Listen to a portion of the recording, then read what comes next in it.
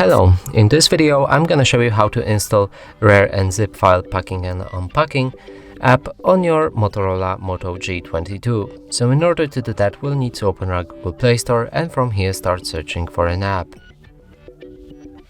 Write RAR and hit the search button. Select this app and we can install it.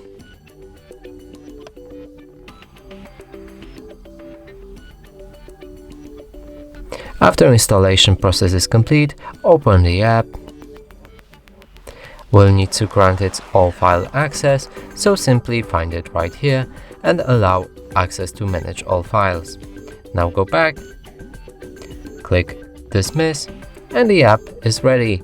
And that's it for this video. Hope you like it. Please consider subscribing to our channel, leave a like and a comment below.